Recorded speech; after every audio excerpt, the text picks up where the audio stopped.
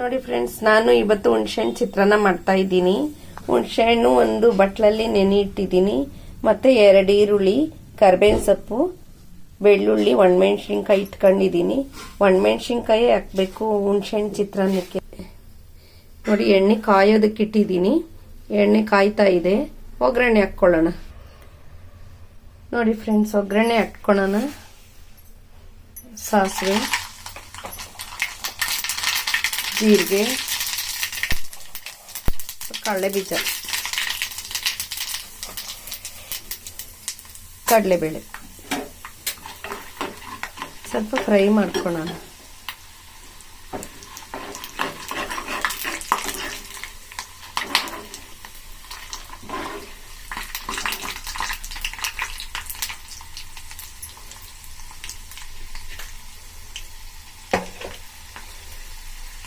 ಕರಿಬೇವಿನ ಸೊಪ್ಪು,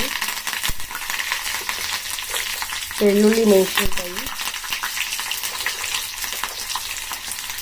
ಈರುಳ್ಳಿ,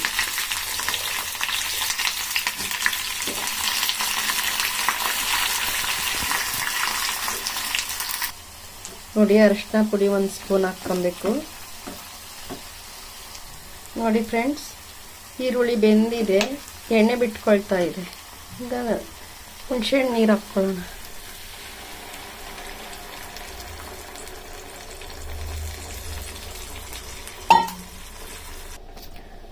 ನೋಡಿ ಕುದೀತಾ ಇದೆ. ನಾವು ಇವಾಗ ಉಪ್ಪು ಹಾಕ್ಕೊಳ್ಳೋಣ. ಎಷ್ಟು ಬೇಕೋ ಅಷ್ಟು ಉಪ್ಪು ಹಾಕ್ಕೊಳ್ಳೋಣ. ಚೆನ್ನಾಗಿ ಕುದಿಬೇಕು.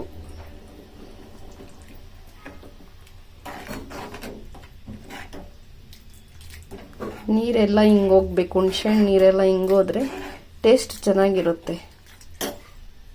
ನೋಡಿ ಫ್ರೆಂಡ್ಸ್, ಹುಣಸೆಹಣ್ಣು ಚಿತ್ರಾನ್ನ ರೆಡಿ ಆಗಿದೆ. ನೀರೆಲ್ಲ ಹಿಂಗೋಗಿದೆ.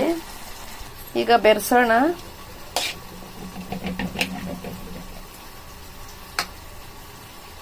ನೋಡಿ ಫ್ರೆಂಡ್ಸ್, ರೆಡಿ ಆಗಿದೆ. ಈಗ ರುಚಿ ನೋಡೋಣ.